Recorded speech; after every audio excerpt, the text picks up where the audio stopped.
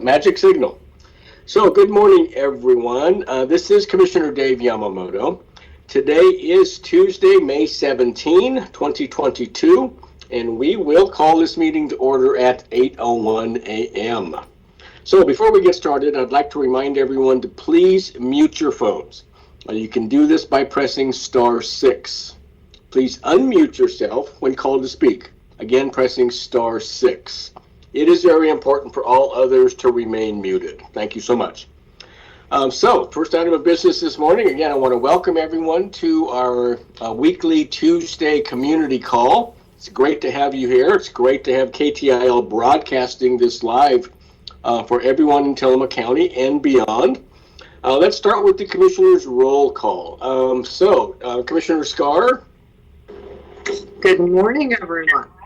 Good morning. And do we have Commissioner Bell with us this morning? Good morning. Good morning. So we've got a full roster of commissioners, which is terrific. Let's just start right off with Adventist Health Tillamook and Eric Swanson. Eric. Hey, good morning, Commissioner. Good morning. We have 14 patients in the hospital this morning, less than 3 COVID admissions today. Surgery, we have 7 surgical cases scheduled today. All of them are elective or non-urgent. Ambulance did 4 911 transports yesterday, 1 transfer, and no transports home. Number of hospitalized patients with COVID-19 across Oregon is 251, which is 32 more than yesterday. There are 24 COVID-19 patients in intensive care unit beds, which is 4 more than yesterday. 4 patients on ventilators. Yesterday across Oregon, there were 4,512 emergency department visits, and 4.5% of them were for COVID-like illness. We have 33 available adult ICU beds out of 354 total. That's 9% availability, and these are regional numbers. And 80 adult non-ICU beds out of 1,934, or 5% availability. So last week was Hospital Week, and one of the things that we do during Hospital Week is we give out a Daisy Award. We had more than 20 nominations for the Daisy Award nurse, and Diana Piscata, one of our ICU nurses, was selected as a Daisy Award winner, and because I was her patient here recently, that she is an amazing nurse, and just so happy for Diana, so I just thought I'd share that with you this morning. So unless you have questions, I'll go back on mute.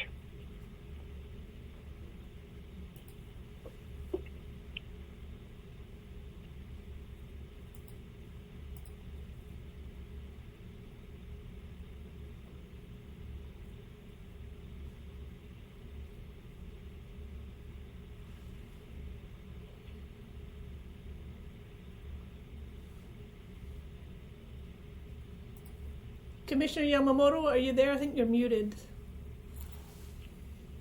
Sorry, I'm going back and forth here. So let me start over again. So I know we have Representative Weber with us this morning. I also see Representative Gomberg. I do not know if we have Rachel Armitage, Senator Armitage, or Senator Anderson. So let me just turn this over to the Coastal Caucus. Senator Armitage is here. Hey, good morning. Good morning. I will go ahead and go on ahead. My update this morning is fairly brief, but I did just want to offer one more reminder that I'm very much looking forward to being in Tillamook this weekend. I'll be there starting on Friday. And on Saturday at 10 a.m. at the Tillamook Chamber, I will be hosting a town hall. Thank you again to Commissioner Yamamoto for helping get that all set up. What do we talk about at town halls? So one, we just had a legislative session that got over, as you all know, ended in March. And I would really like to talk to you about my votes and the decisions that I made and how I made them. I think it's really important for you to know.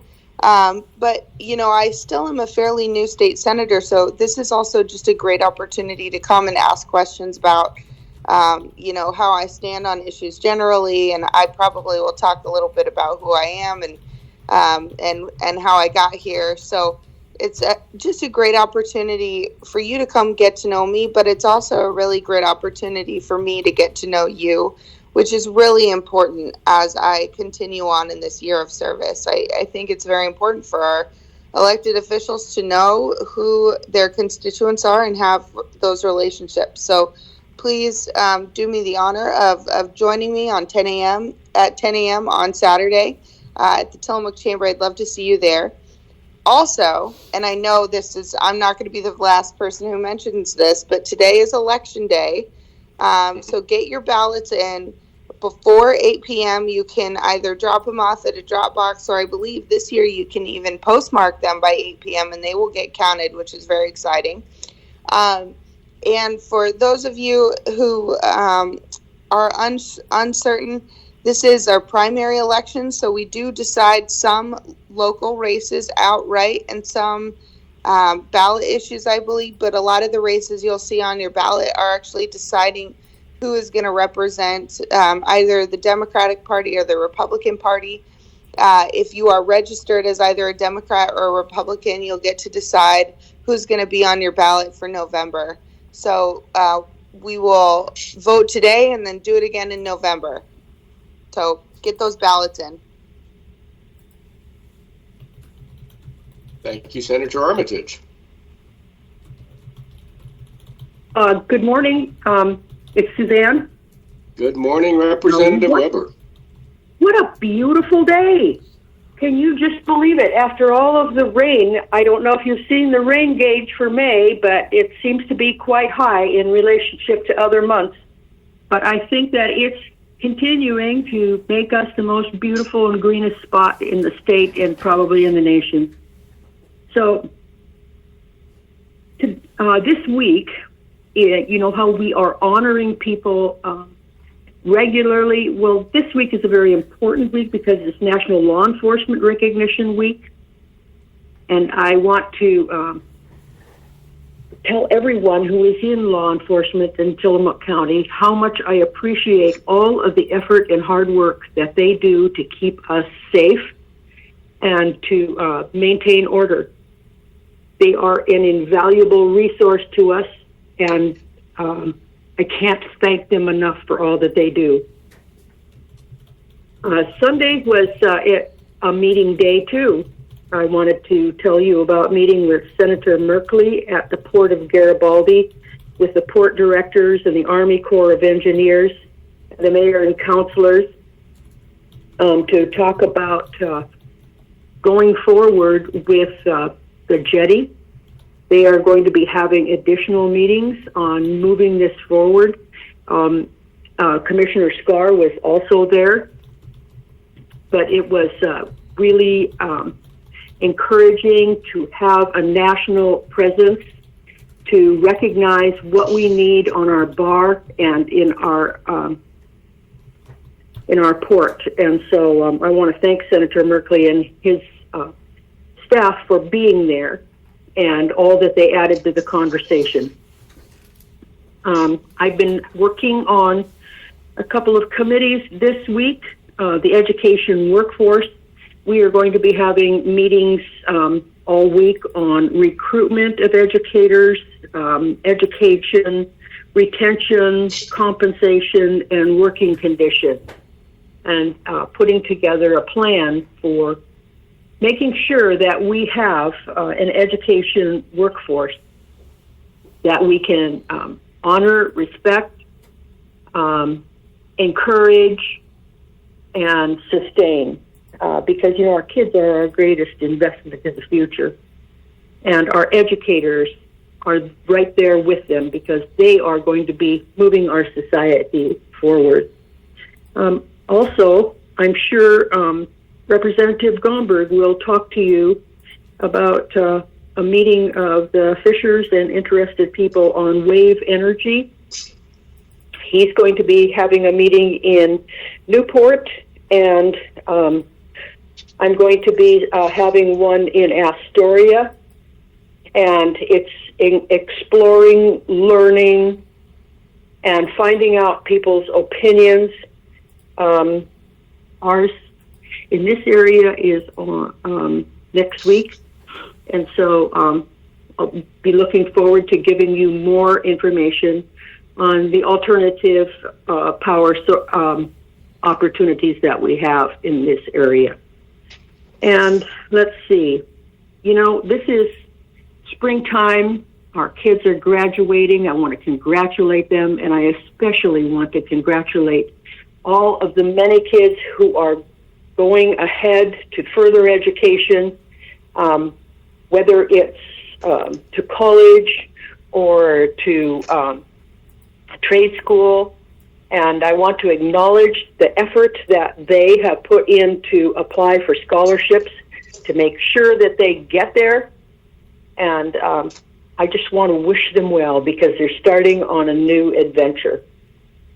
I had opportunities to be in Columbia County and Clatsop County, and the Clatsop County event that I was at with it was the FFA banquet at year end, and honoring all of the FFA students in that area.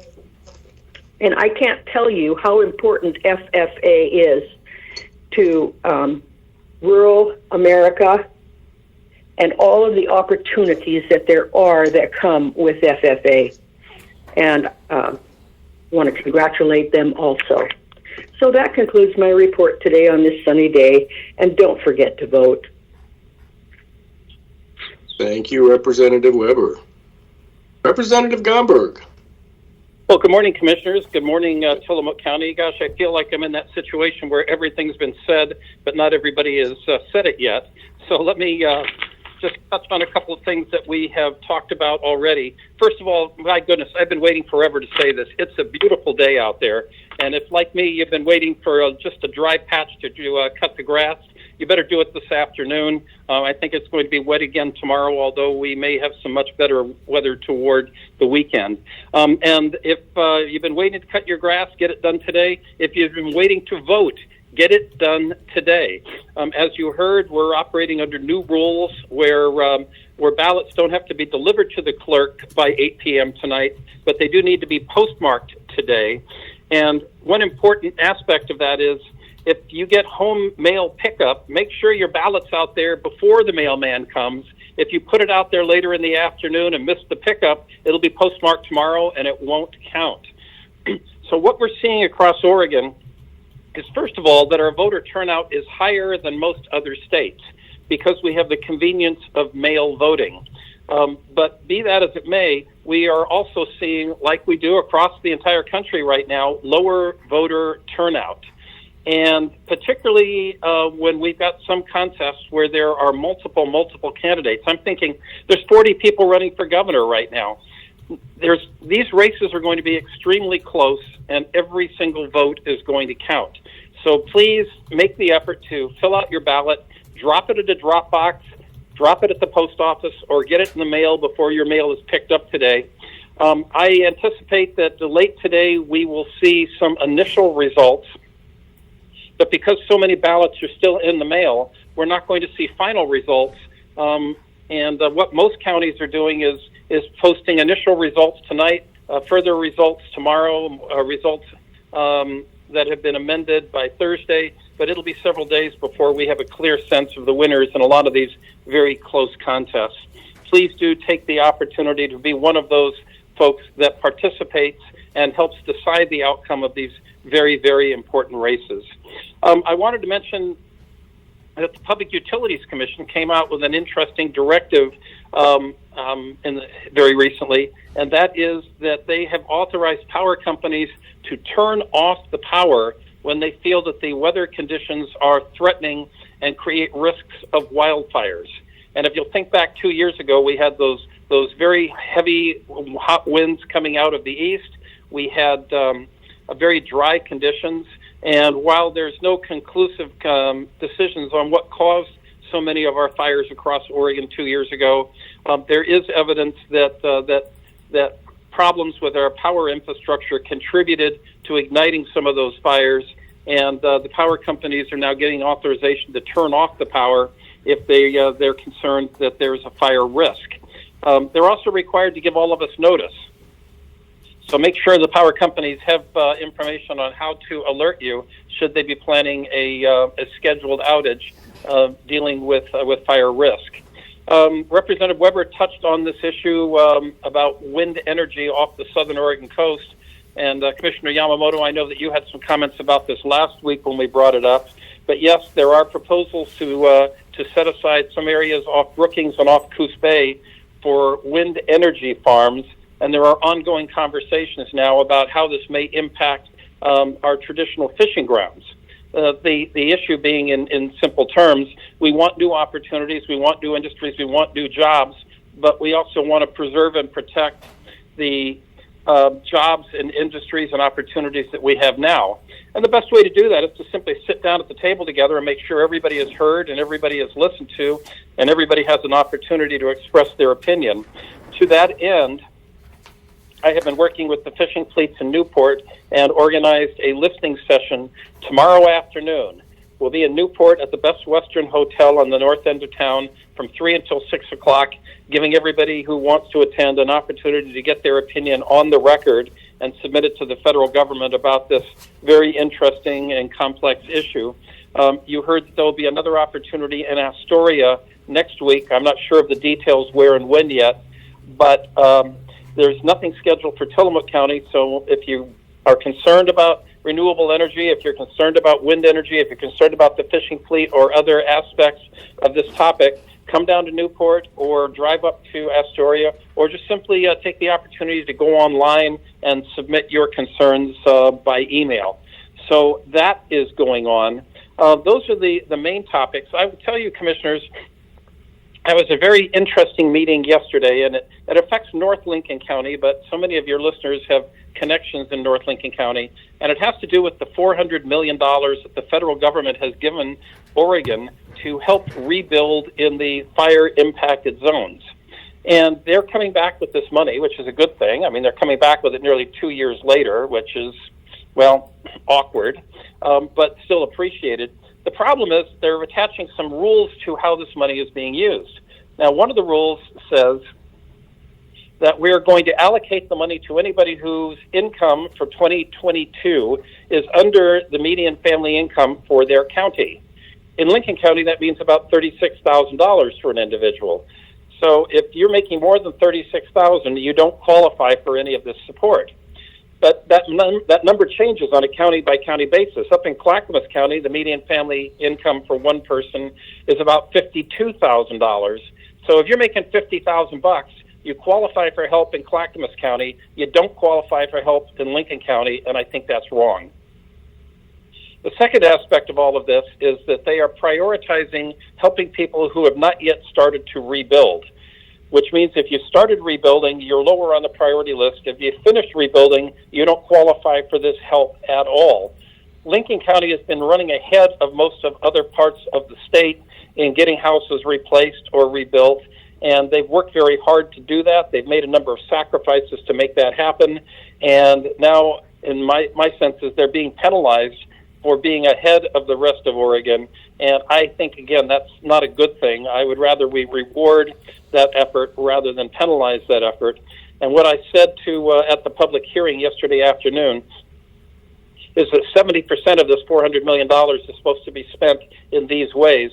That leaves 30% of that money available to be spent more flexibly, rather than spending that extra money on a first-come, first-served basis or spreading it evenly around the state. I think that they should allocate it to those counties that have lower income thresholds, which means fewer people qualify for the support, and try and provide at least a little more equity in the process. Again, that's not Tillamook County, it's North Lincoln County, right up to the Tillamook border, but very impactful for the people that live here and are looking for support. I've said over and over again that when these fires raged through here 2 years ago, that people throughout the Central Coast opened up their homes, they opened up their hearts, and they opened up their wallets to help. I want to make sure that behavior is rewarded rather than disregarded. So I'll pause at this point and see if you have questions for any of us that are on the call with you today. Thank you for that, Representative Gombert. Appreciate that so much. I really do. So do we have any questions for any of our Coastal Caucus members? Thank you, ladies and gentlemen, for being here this morning. We do appreciate it so much. So let's move on to the Tillamook County Community Health Center. Do we have Marlene Putman and or Ed Colson with us this morning? Well, good morning, Commissioner. It's Ed Colson morning. here with the update. So for some general announcements from our health department, we just want to remind everyone that May is National Wildfire Awareness Month. So we would like to take a moment to remind everyone that the time to prepare for an emergency is now. Being prepared can make all the difference if you are at risk from wildfire or wildfire smoke. If you must evacuate for any reason, be sure to bring an emergency supply of food and water, an emergency month supply of medications, power sources for medical devices and flashlights, and important documents with you, such as your medical or personal identification. For more wildfire safety tips, you can learn more at National Fire Protection Association on their website, which is nfpa.org. In response to the nationwide shortage of baby formula, we're encouraging parents and caregivers to contact their healthcare provider or the local WIC office for help finding FDA-approved formulas. The FDA-approved formula contains precise amounts of nutrients, and that's why it's so important to avoid homemade formulas or cow's milk, which are not nutritionally complete, may be harmful to a baby. Those concerned about their baby's health should immediately contact their healthcare providers. If you don't have a healthcare provider, you can reach out to us at the Community Health Center by calling 211 for more information. So our numbers update for COVID-19, our weekend case count from May 13th through the 15th is 23. Our 7-day case count from May 8th to May 4th or 14th is 53. And then our 14-day case count from the 1st to the 14th is 102, totaling out our month to date for May at 104. Now, our total cases to date since March of 2020 until May 15th is 3,848. We've experienced 64 COVID-19 related deaths and 145 COVID-19 related hospitalizations. Our 7-day test positivity rate, which goes from May 8th to May 14th, is 26.6%. And so that, per Oregon's COVID-19 community transmission, places us in the high category for the past 7 days for Tillamook County. We currently have 0 active outbreaks, but we are monitoring 14 for potential outbreaks. As of May 2nd, those aged 18 years and older living in Tillamook County, 81% have initiated their COVID-19 vaccination and have received one. 74.8% have completed their primary series, and 45.2% have received an extra dose of the COVID-19 vaccine in addition to completing their primary series. Now, as we were discussing throughout the community update, we just received word that the FDA approved or authorized the booster shots of the Pfizer for vaccine for children ages 5 to 11. Now, before that comes all the way down to where we are here in Tillamook County, we still have to await CDC approval and then the Western states review prior to it being able to be issued in Oregon. So more information about that will come about.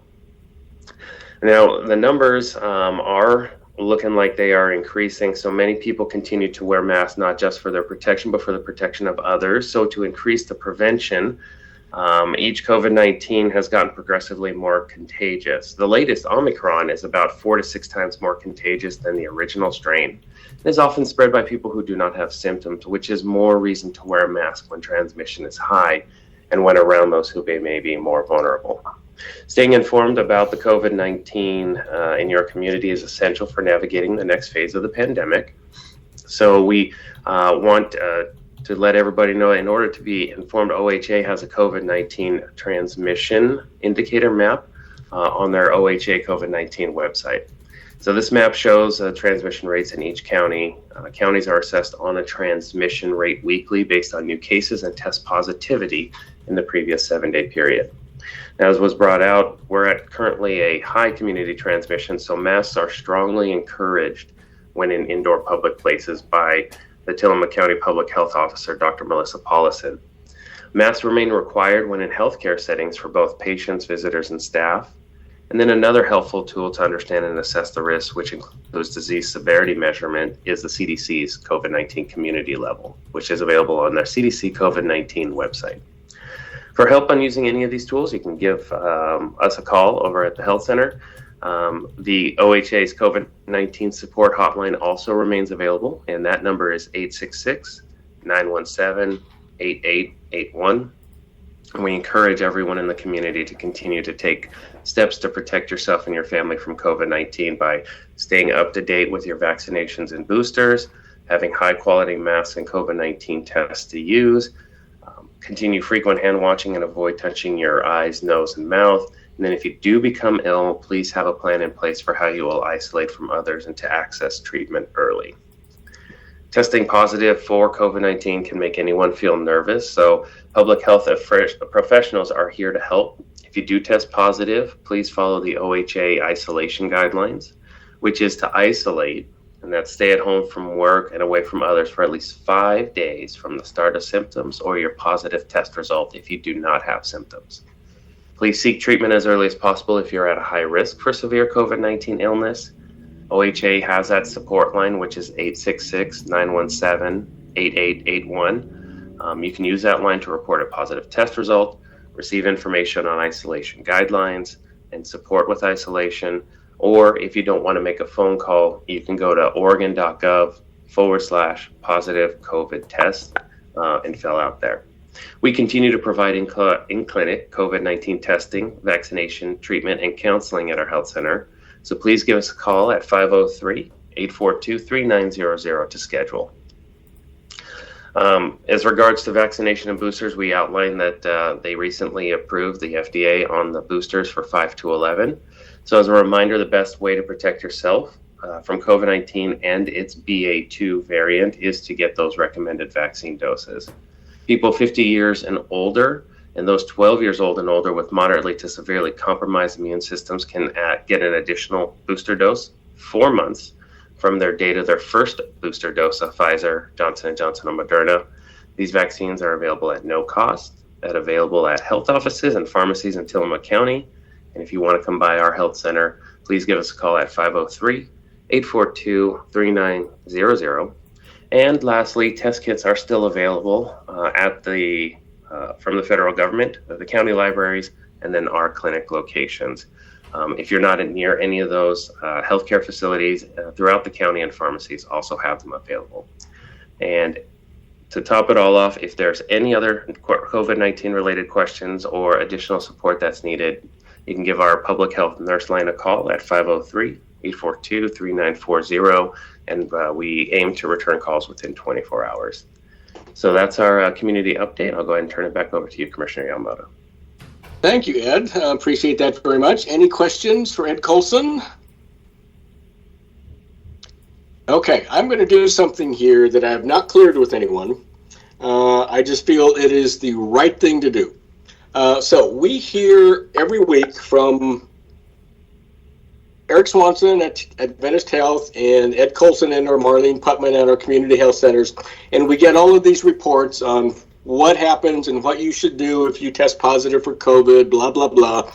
So I'm just going to make the announcement right now. Last Tuesday night, so this was May 10th, about 1:30 in the morning, so it was actually Wednesday morning, I woke up in the middle of the night just not feeling well. And so I knew something was up. So Wednesday morning when I woke up, I did test, and I did test positive. Now, from here on, I just want to tell everyone that everyone is different. I am vaccinated and boosted. I'm pretty healthy for an old guy.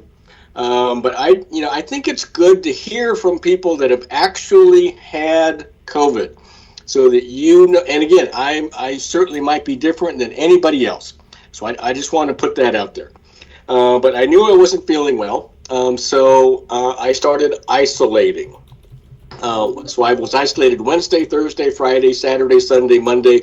I'm isolating today, and I'm probably going to isolate for the rest of the week. I'm not going into the courthouse at all or attending any meetings. While I'm attending meetings, actually, starting on last Wednesday, I attended all my meetings, board meetings, workshops, things of that nature, except I was doing it virtually, which was perfect. It was like a bad cold to me. My sinuses were congested. I had a cough. Didn't have a sore throat. a few body aches, things of that nature. So I was doing things with ibuprofen and decongestants and things of that nature. Honestly, a lot of people knew I wasn't feeling well because my voice was a little different and I was coughing.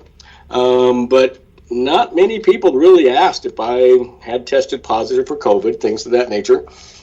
So I did call my doctor's office, asked them about any treatment, antivirals that I should be taking. And when they looked at my medical record and saw that I really didn't have any underlying conditions, I had been vaccinated and boosted, they said, no, not really. Just keep in touch with us. If there's a problem, if you start to feel excessively ill, give us a call back and we'll reevaluate. But since that time, Wednesday, I was, again, attending all my meetings. Thursday, attending all my meetings. Friday, attending all of my meetings virtually. By Friday evening, I was actually feeling pretty good.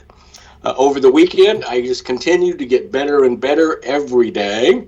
Yesterday, again, I attended meetings yesterday virtually. And today, I'm on this community call. Some of you may possibly notice that my voice may be a little different right now. But honestly, I am feeling really good. I am. So again, everyone is a little different. You know, I don't think we hear enough from people that really have contracted COVID and tested positive to see what people go through. Again, my situation could be completely different than anybody else's situation out there. But it's something that I felt was important to put out there. I also was invited to Senator Merkley's event at the Port of Garibaldi on Saturday, or was that Sunday? I don't remember which now. And I, of course, opted not to go. I had to call Senator Merkley's staff and tell them, I did tell them that I had tested positive and that I would not be in attendance at that meeting. But there's just all sorts of things like this going on. So again, I apologize for taking up the time here, but I just felt it was important that we hear from people that have tested positive and what they have gone through. Again, please understand, everyone is different. But to me, it was like a cold. So I just want to stop there. And we'll take any questions that anyone might have about my positive test. Anybody out there? Thank you so much, everyone. I do appreciate you listening to me and went through. So, moving on, item number 5, Nehalem Bay Health Center and Pharmacy. Gail Nelson. Gail, are you with us?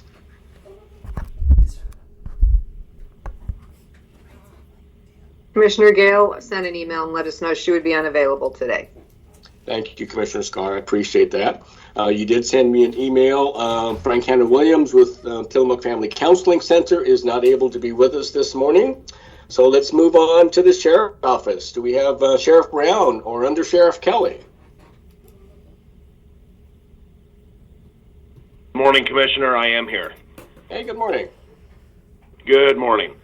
So I'm probably going to go a little bit rogue here, and I'm not going to talk about COVID at all. I'm going to talk about other things. I mentioned on the radio, I believe it was Tillamook Today, when I was on there with Lisa Groiner, we were discussing search and rescue, kind of talking about the need for volunteers and what we're going through. We've been in the process of trying to make our search and rescue bolstered a little bit. Nice uniforms, get a little bit of structure. Our training program is phenomenal. Also, as part of that, we are bringing back the Search and Rescue Banquet that has been a great success over the years. I believe it was 2019 when we had our last one.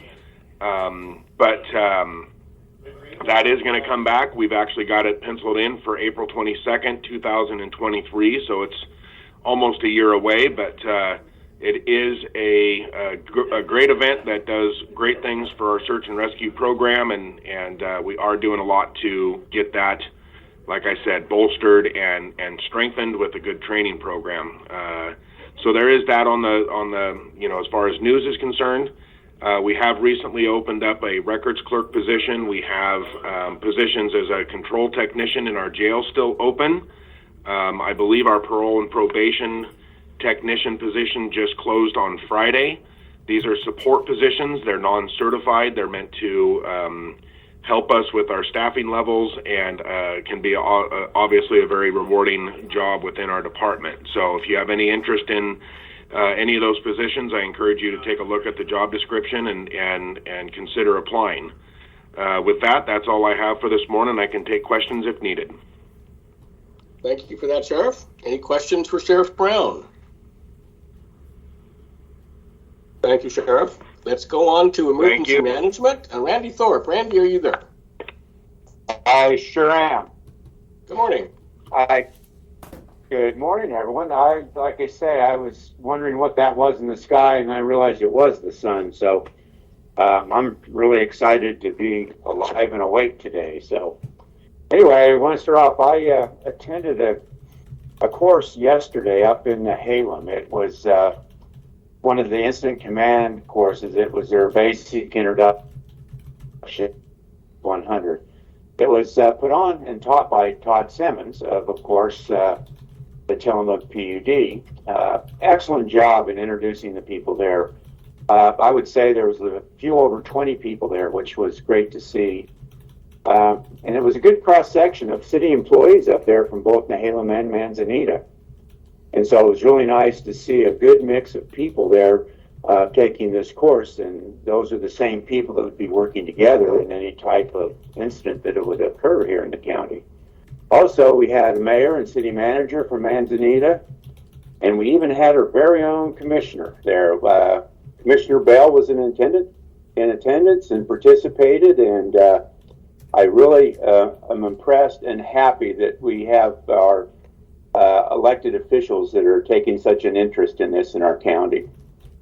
Todd put on a little scenario at the end. It was, of course, a flood scenario. You know, what else are you going to have in Tillamook County? And what was really nice to see is the interaction of all these individuals that, you know, were a road department. They were in just, you know, the people in the mayor's office, and it was really nice to see how all these people come together to solve an issue. And these are people that had very little training or knowledge of incident command system, and to see them grasp it and take off and run with it was great. So they're putting on a second course up there on Wednesday, and it's going to be mainly all the CERT members in the Nehalem Bay volunteer group. So I'm probably going to run up there in the afternoon and see how well they do in their scenario. So, and the other thing I wanted to bring up is the committee that's working on updating the natural hazards mitigation plan is really moving forward. We have another meeting today, and we're still very much online to get this thing wrapped up by this fall, and so we can get it turned back in and get it FEMA approved. Like I say, the importance of this is that if we do have a disaster and we're looking at FEMA reimbursement, if we do not have an updated natural hazards mitigation plan, FEMA just says, well, sorry. So it'll be really nice to get this plan updated and done. It's a great committee. People on it are really extremely knowledgeable and excited to work together and get this plan updated. So anyway, I think I'm going to take the rest of the day off and go enjoy the sunshine. But if Gordon's on, I think he is. I'll turn it over to him. Thank you, Randy. Gordon.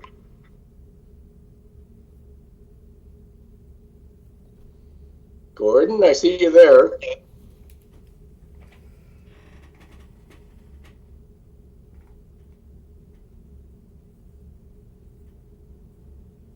Gordon, I see your mic is unmuted. I can't hear you. Do other people hear Gordon? No, I'm not hearing Gordon. Gordon, you might try muting and unmuting again. I've got so many fancy things on this computer, I had to find the right button to press. There you go. Okay, sorry about that. But yeah, some obvious good news. There's no rain today, but as has been the case lately, you're going to see some increasing clouds later today and then a chance of rain tonight, with rain likely by early in the morning through tomorrow morning, with some scattered showers tomorrow afternoon. Things will slowly improve Thursday, though, with partly cloudy skies at night. That's going to allow for some radiational cooling, meaning the temperatures are going to drop into the upper 30s again.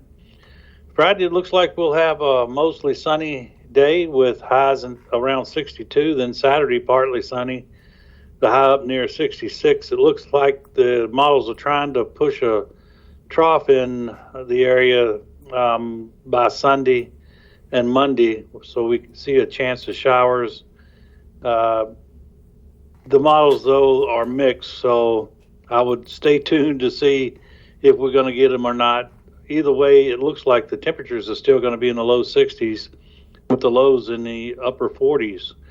Also has been mentioned, it's Wildfire Awareness Month, and I noticed, and I included it on my update, that the Office of the Fire Marshal has some wildfire seminars to help talk about the evacuation levels, what they mean, and how to be ready, and it provides the link that you would go to attend the webinar. If you don't get my update, then you could go to Facebook. I'll post it there, and it's on the Oregon Office of Emergency Management Facebook page as well. And unless anybody has any questions, that's all I have. Go enjoy the day. Thank you for that, Gordon. Appreciate it very much. Let's move on to the Board of Commissioners. Commissioner Bell, would you like to start?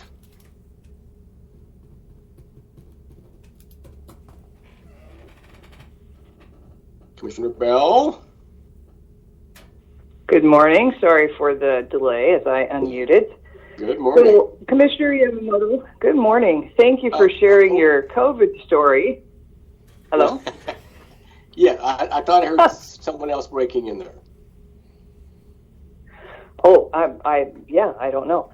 I wanted to thank you for sharing your COVID story. I think it is helpful for people to hear from real people who've had COVID, and so I'm happy to report that yesterday was the first day that I felt fully recovered from COVID. I also tested positive for COVID, and my case was a little more severe than yours. For me, it felt like the flu. It wasn't dangerous, but I had a high fever and terrible body aches and felt pretty sorry for myself for a couple days. But it, certainly wasn't dangerous. It was very uncomfortable. And I had a lingering cough and being really tired and sinus pressure. And so I, like you, I isolated for a full 10 days, and I'm continuing to wear masks around people, although I have every reason to believe I'm not at all contagious at this point. It just makes you feel awkward, knowing that you've had it makes me feel awkward being around other people. And for me, the worst part of it was the knowing that I had inadvertently exposed people, because I was around people in the day or two before I realized I was getting sick. And so I just felt terrible about that, because the Omicron variant, thankfully, causes less severe disease, but still people can get really sick. And so it was that was the hardest part for me, was knowing that I had exposed people. So I gave it to my brother. He is getting better. And I may have given it to another friend of mine who I saw a couple days before I was sick. She also got sick. And so it's, I feel bad about that. And it's, I think it's part of the situation. Once you know, of course, that you're sick, you stay away from people, but before you know, you still can spread it. So that's my story, and I'm vaccinated. I had the first booster. I haven't yet had the second, and I was consoling myself with the knowledge that I read a couple months ago that people who are fully vaccinated and they've had COVID and recovered, that is the equivalent of super immunity. So we should be okay now, at least for a while, knock on wood. I like that. So, thank you. yeah. So there's the silver lining. And I would like to, because it's election day, I'd like to turn over my time to Tassie O'Neill, if you don't mind, and ask her for an election update. think that'd be great. Terrific. Cassie, are you available? I am available.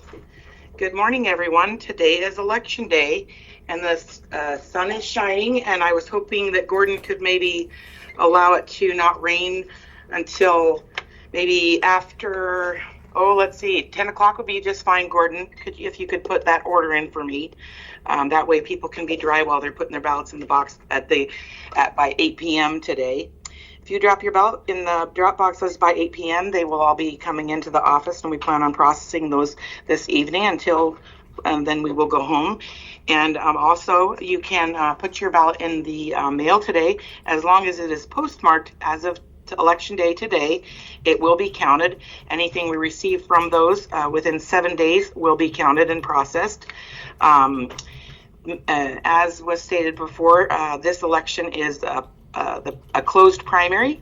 So if you are registered as a Democrat, you would get Democratic partisan races as well as nonpartisan and ballot measures. Republicans would get Republican partisan races and nonpartisan races as well as measures. If you're any other party in this closed primary, you would only get the non-affiliated voters as well as the measures.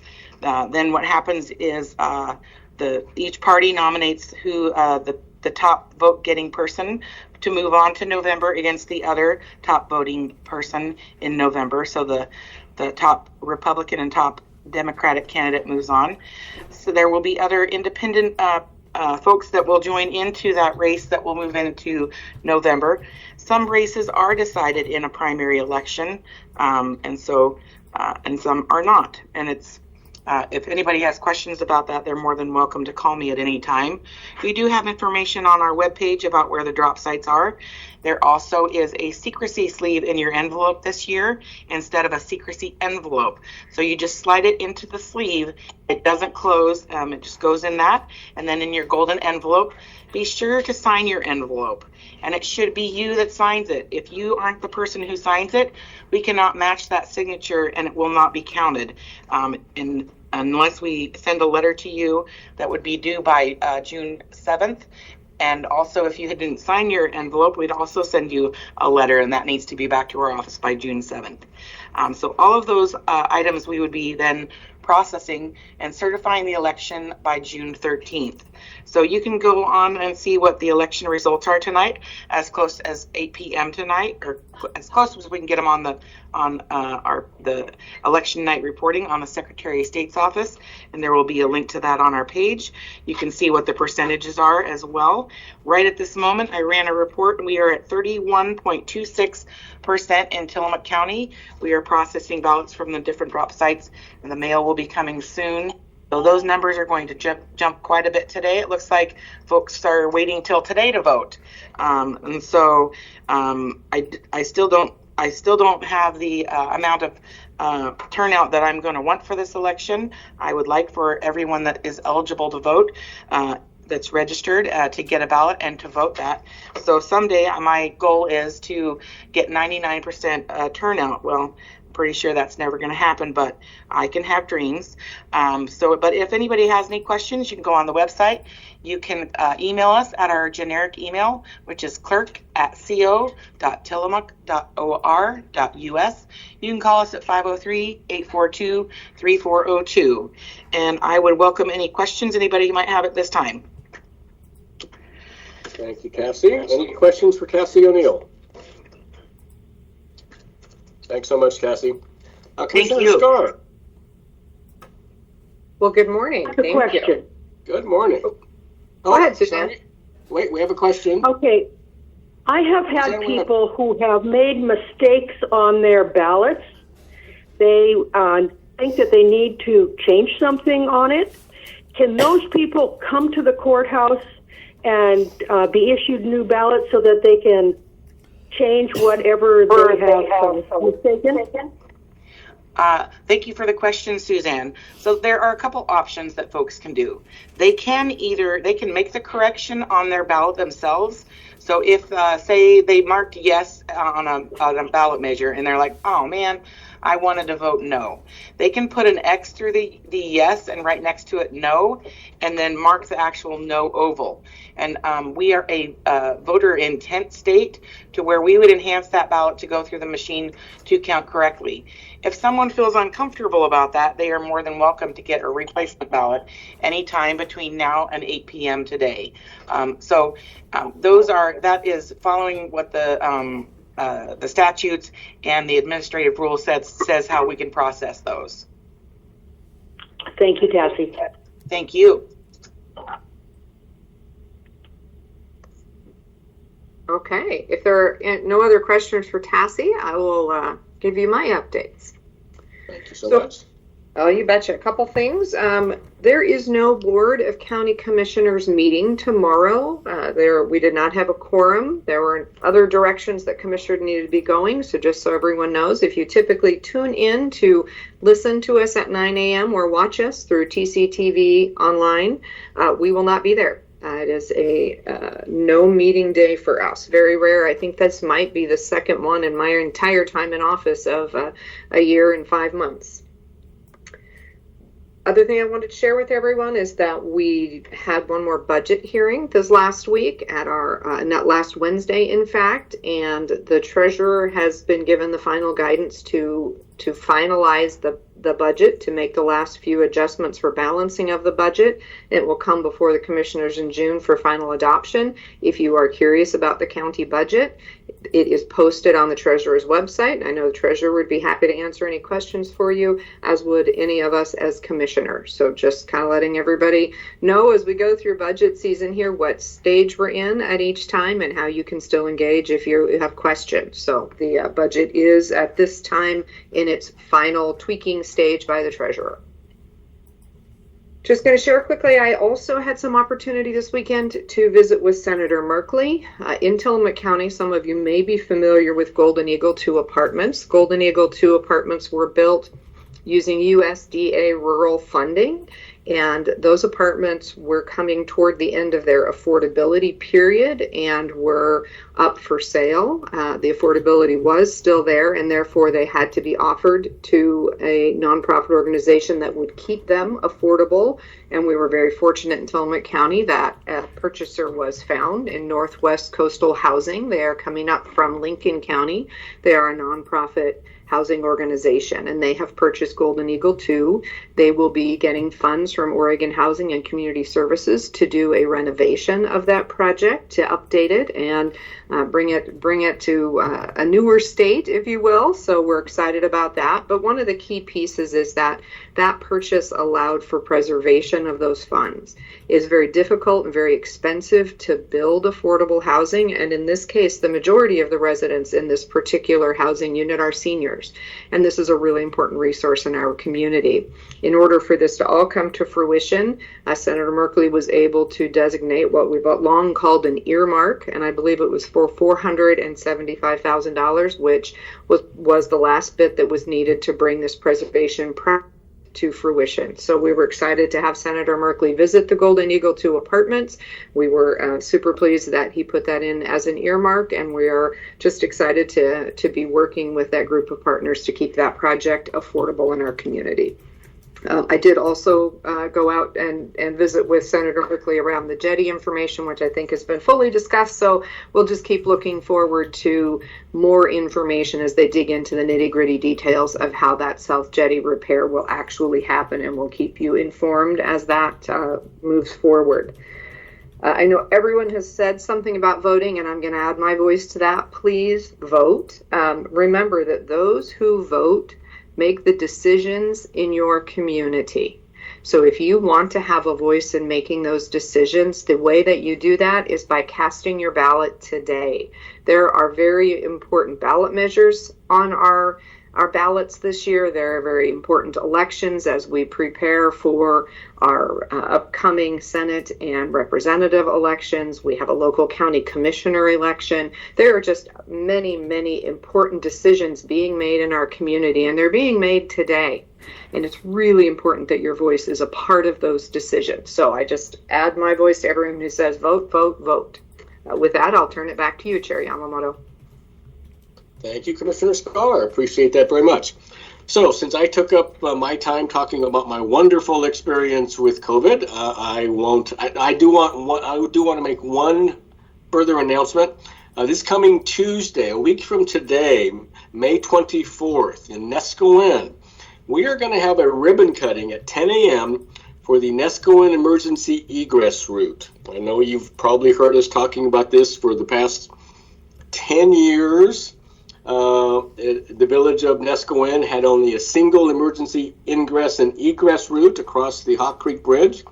And many times during floods, that Hawk Creek Bridge was in danger of possibly being unusable. And so we knew we needed a secondary emergency egress route out of the village with the help of so many people, representatives and senators and ODOT and OPRD and the county. And I'm leaving people out, so I'm just going to stop right there.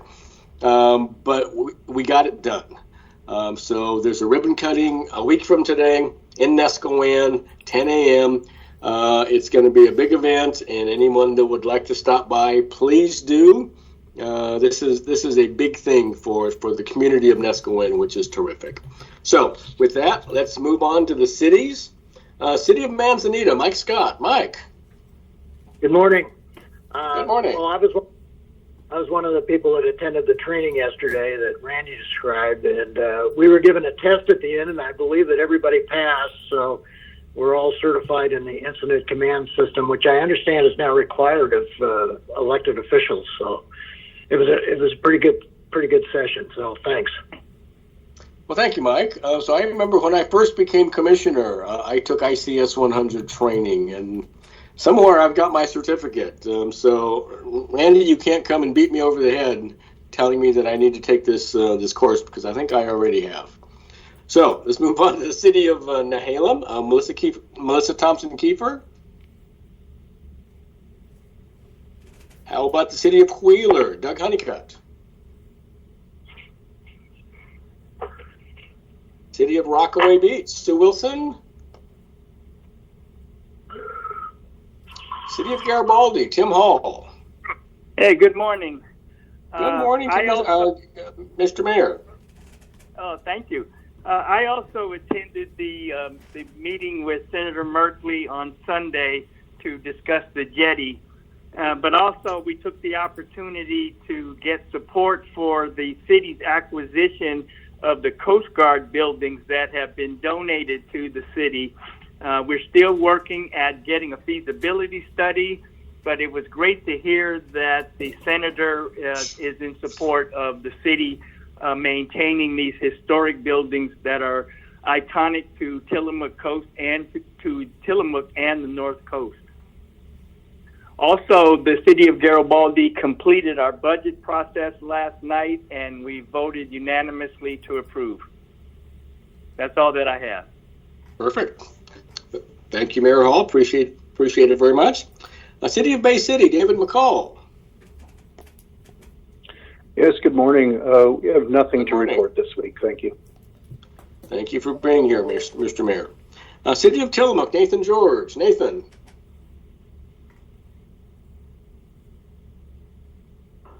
Nathan, are you there? It's very unusual for Nathan George not to be here. Nathan? Good morning, Commissioner. Can you hear me? There you are. Hear me? Good morning. Okay. Thank you. I was on. I had a little trouble. I had to get off and get back on. Thank you so much. I wanted to go over briefly our meeting last night and our work session. We discussed the June Dairy Parade. We had both the chamber and the council work through some situation with some different issues that we're working on, but we worked through, and we're pleased to say the June Dairy Parade will continue as it has. Transient room tax had some discussion with some proposals coming forth to our budget, so we're looking forward to our budget committee looking at that. Let's see here. We had a swearing-in ceremony for Officer David Martinez and Officer Zach Neubauer for our police department. We're very excited to have both of those gentlemen on board, and that will now take us to an almost completely full department, which we're very pleased about. We also had last night, Hampton Lumber had requested a letter from the council to the Oregon Department of Forestry's draft habitat conservation plan, and a majority of council did approve that letter, and that letter will be sent out with those who were in agreement with it. And we also Chamber had their annual report on the TRT funding that they're using, that they received from the city and they use for tourism and other related activities. We also had a resolution establishing the Tillamook City rates for solid waste disposal as proposed by Walker Waste Solutions LLC, doing business as City Sanitary Service. So the council voted to approve the resolution, and there will be some slight rate changes on July 1st, 2022.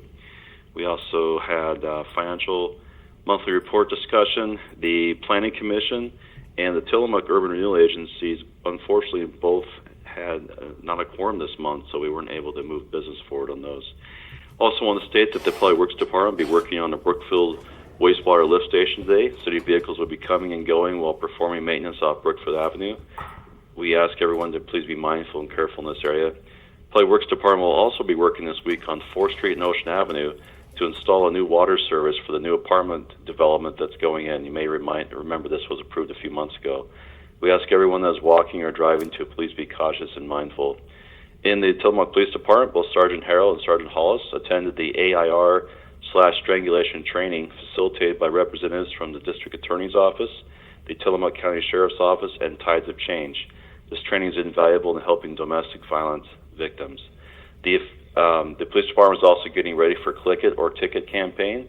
This campaign from May 17th to June 6th reminds drivers and their passengers of the importance of buckling and legal consequences, including fines for not wearing a seatbelt. On the police department, one of the things that we've changed in our culture is the police officers are actively patrolling, and so we spend a lot of time outside the office actively patrolling. We're able to respond quicker, and we just appreciate everyone calling in if you see anything. Unfortunately, I already said that, I apologize.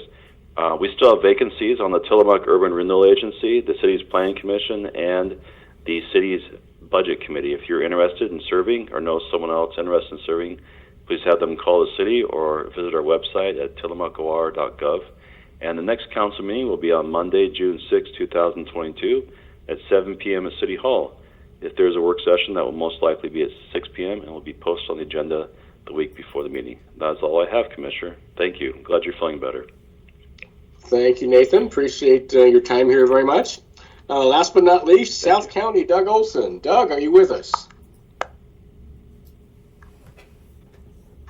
Unusual not having Doug Olson with us either. Okay, well, be that as it may, I want to thank everyone for being here. Special thank you to KTIL for broadcasting. And with that, time being 9:03 a.m., we will adjourn this community update. Thank you, everyone.